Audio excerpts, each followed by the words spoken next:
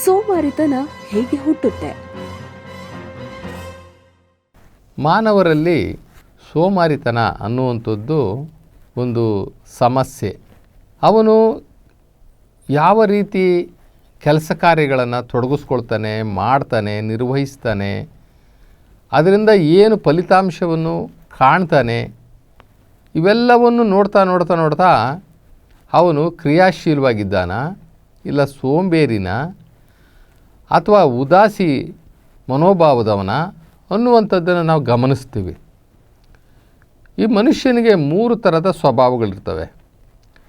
ತಾಮಸ ಗುಣ ಸ್ವಭಾವ, ರಾಜಸ ಗುಣ ಸ್ವಭಾವ ಮತ್ತು ಸಾತ್ವಿಕ ಗುಣ ಸ್ವಭಾವ. ಈ ರೀತಿ 3 ಸ್ವಭಾವದ ಮನುಷ್ಯರನ್ನು ನಾವು ನೋಡ್ತೇವೆ. ಇದಕ್ಕೆ ಕಾರಣ ಈ ಒಂದು ಗುಣಗಳನ್ನು ಪ್ರಚೋದನೆ ಮಾಡುವಂಥದ್ದೂ ಕೂಡ ಆಹಾರಗಳಿರ್ತವೆ.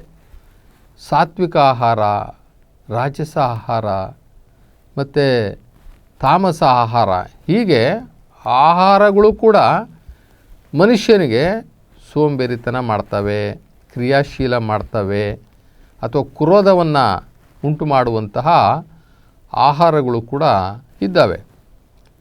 ಈ 3 ಸ್ವಭಾವದ ಜನ ಇದ್ದಾರಲ್ಲ, ಇವರು ಸಮಾಜದಲ್ಲಿ ಜೊತೆಗೆ ಬದುಕ್ತಾ ಇರ್ತಾರೆ. ಒಂದೇ ತಾಯಿಯ ಮಕ್ಕಳಿಗೆ ಈ 3 ಗುಣಗಳು ಇರ್ತಕ್ಕಂಥವ್ರು ಇರ್ತಾರೆ. ಒಬ್ಬ ಮಹಾ ಕ್ರೂರಿ ಆಗ್ತಾನೆ, ಒಬ್ಬ ಮಹಾ ಸೋಂಬೇರಿ ಆಗ್ತಾನೆ, ಇನ್ನೊಬ್ಬ ಮಹಾ ಸಾತ್ವಿಕ ವ್ಯಕ್ತಿ ಆಗ್ತಾನೆ, ಅಂದರೆ ಸತ್ಯವಂತನಾಗ್ತಾನೆ. ಒಂದೇ ಮನೆ, ಒಂದೇ ತಾಯಿ ಎದೆಯ ಹಾಲು, ಒಂದೇ ವಾತಾವರಣದಲ್ಲಿ ಜನಿಸಿದ್ರೂ ಕೂಡ ದೇವರು ಈ 3 ಗುಣಗಳುಳ್ಳಂತಹ ಸ್ವಭಾವದವರನ್ನು ದೇವರು ಸೃಷ್ಟಿ ಮಾಡ್ತಾನೆ. ಈ 3 ಜನಗಳು ಅಂದರೆ 3 ಸ್ವಭಾವ ಇರ್ತಕ್ಕಂಥ ಈ ಮನುಷ್ಯರು ಅವರ ಸ್ವಭಾವಕ್ಕೆ ತಕ್ಕಂತೆ ಮುಂದೆ ಕೆಲಸಗಳನ್ನು ಮಾಡ್ತಾ ಹೋಗ್ತಾರೆ. ಈ ತಾಮಸ ಗುಣ ಇದೆಯಲ್ಲ, ಅವನು ಸ್ವಲ್ಪ ಸೋಂಬೇರಿ. ಅವನ ಸ್ವಭಾವನೇ ಹಾಗೆ.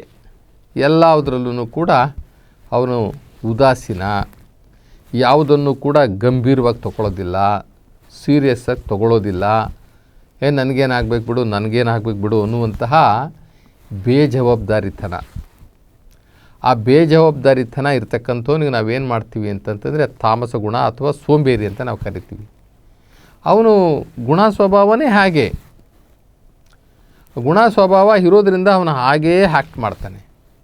ಅಂಥವನಿಗೆ ನಾವು ಈ ಮಾಂಸಾಹಾರಗಳನ್ನು ಮಾಡಿಸುವಂಥದ್ದು, ಅಥವಾ ಈ ತಾಮಸ ಗುಣಗಳು ಇರ್ತಕ್ಕಂಥ ಅಂದರೆ ಜಾಸ್ತಿ ಊಟ ಮಾಡುವಂಥದ್ದು, ಜಾಸ್ತಿ ನಿದ್ದೆ ಮಾಡುವಂಥದ್ದು, ಇವೆಲ್ಲ ಮಾಡಿದಾಗ ಮೊದಲೇ ಅವನು ತಾಮಸ ಗುಣದವನು.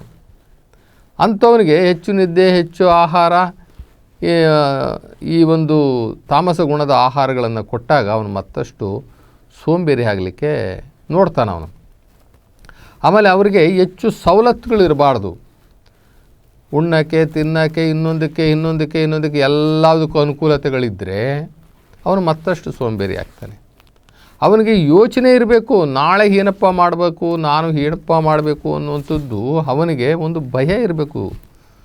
ಅವನಿಗೆ ಭಯ ಇಲ್ಲ, ಬದುಕಿನಲ್ಲಿ ಭಯ ಇಲ್ಲ ಅಂತಂದರೆ ಅವನು ಮತ್ತೆ ಸಾಕಷ್ಟು ಸೋಂಬೇರಿ ಆಗ್ತಾನೆ. ಸವಲತ್ತುಗಳಂತೂ ಇವ್ರಿಗೆ ಕೊಡಲೇಬಾರ್ದು. ಈ ಸೋಂಬೇರಿಗಳಿಗೆ ದುಡಿಬೇಕು ತಿನ್ನಬೇಕು ಆ ರೀತಿ ಮಾಡಬೇಕೇ ಹೊರತು ಈ ಸೋಂಬೇರಿಗಳಿಗೆ ಸವಲತ್ತುಗಳು ಕೊಡಬಾರ್ದು.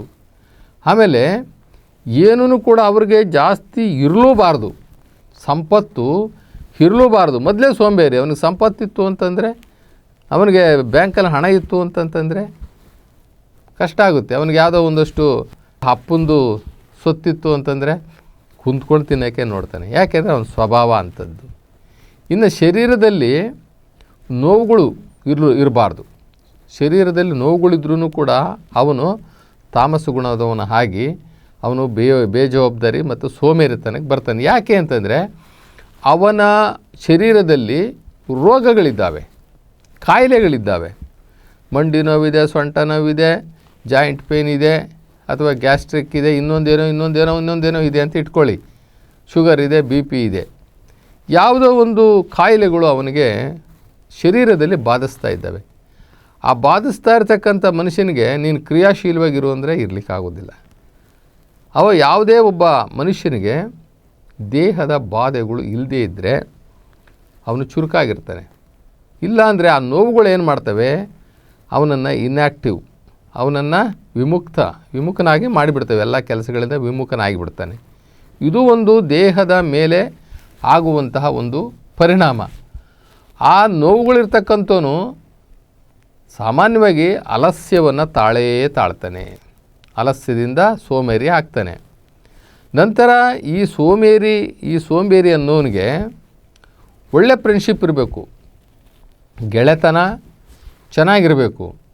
ಸೋಂಬೇರಿಗಳ ಕಟ್ಟೆ ಅಂತ ಹೇಳ್ತೀವಿ ನಾವು. ಆ ಸೋಂಬೇರಿಗಳ ಜೊತೆ ಸೇರಿಕೊಂಡ್ರೆ ಏನಾಗುತ್ತೆ, ಮತ್ತಷ್ಟು ಸೋಂಬೇರಿ ಆಗ್ತಾನೆ.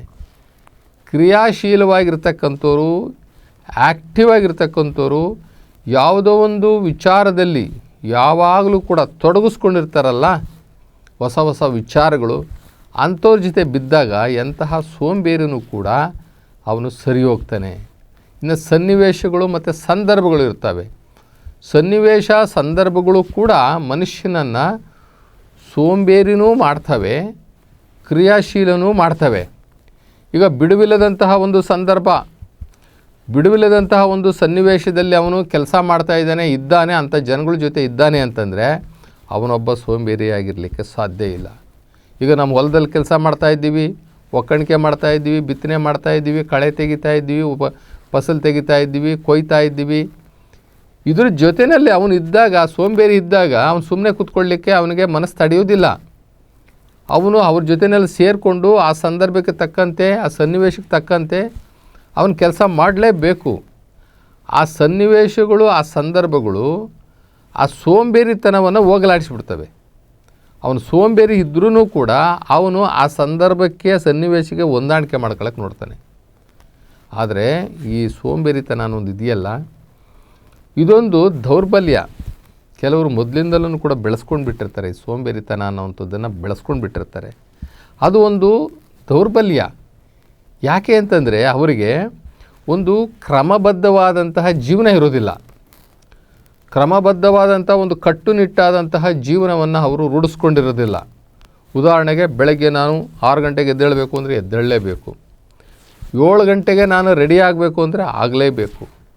ನಾನು 7ವರೆಗೆ ಕೆಲಸದ ಮೇಲೆ ಇರ್ತೀನಿ, ಇಂಥ ಒಂದು ಕೆಲಸವನ್ನು ನಾಳೆ ನಾನು ತೊಗೊಳ್ತೀನಿ, ಆ ಕೆಲಸದ ಮೇಲೆ ಕೆಲಸ ಪ್ರಾರಂಭ ಮಾಡಿರ್ತೀನಿ ಅನ್ನುವಂತಹ ಒಂದು ಕಟ್ಟುಬದ್ಧವಾದಂತಹ, ಒಂದು ಕ್ರಮಬದ್ಧವಾದಂತಹ ಒಂದು ಲೈಫ್ ಸ್ಟೈಲ್ ಅಂತ ಹೇಳ್ತೀವಲ್ಲ, ಅದನ್ನು ರೂಢಿಸ್ಕೊಳ್ಬೇಕು. ಅದು ರೂಢಿಸ್ಕೊಂಡಿಲ್ಲ ಅಂತಂತಂದರೆ ಯಾರೊಬ್ಬರೂ ಕೂಡ ಜೀವನದಲ್ಲಿ ಸೋಂಬೇರಿಗಳಾಗ್ತಾರೆ. ಮಾಡೋಣ ಬಿಡು, ನೋಡೋಣ ಬಿಡು, ಇನ್ನೂ ಟೈಮ್ ಐತೆ, ನಾನು ಮಾಡೋಣ ಅಂತ ಇದ್ದೆ, ಅಷ್ಟೊತ್ತಿಗೆ ಬೇರೆ ಕೆಲಸ ಬಂದ್ಬಿಡ್ತು, ಇದನ್ನು ಮಾಡೋಣ ಅಂತ ಇದ್ದೆ, ಇನ್ನೊಂದೇನೋ ಬಂದ್ಬಿಡ್ತು ಅಂದ್ಕೊಂಡು ಆ ಮೂಲ ನಾವು ಮಾಡಬೇಕಾಗಿರ್ತಕ್ಕಂಥ ಕೆಲಸವನ್ನು ಪೆಂಡಿಂಗ್ ಮಾಡಿಬಿಡ್ತಾರೆ. ಅಲ್ಲಿ ನಮಗೆ ಸೋಂಬೇರಿತನ ಸ್ಟಾರ್ಟ್ ಆಯಿತು. ಯಾಕೆ ಅಂತಂದರೆ ಕ್ರಮಬದ್ಧ ಜೀವನ ನಮ್ಮಲ್ಲಿ ಇಲ್ಲ. ಕ್ರಮಬದ್ಧ ಜೀವನ ಇಲ್ಲ ಅಂದರೆ ಏನಾಗುತ್ತೆ, ಕ್ರಿಯಾಶೀಲತೆ ಕಡಿಮೆ ಆಗಿಬಿಡ್ತದೆ. ಕ್ರಿಯಾಶೀಲತೆ ಕಡಿಮೆ ಆದ ತಕ್ಷಣ ನಮ್ಮ ಜೀವನದಲ್ಲಿ ಸಾಧನೆಗಳ ಅಥವಾ ಕ್ರಿಯೆಗಳ ಏರುಪೇರಾಗ್ಬಿಡ್ತದೆ. ಆದ್ದರಿಂದ ನಾವು ಸೋಂಬೇರಿಗಳು ಆಗಬಾರ್ದು. ಸೋಂಬೇರಿತನ ಅನ್ನೋದನ್ನು ದೂರ ಇಡಬೇಕು.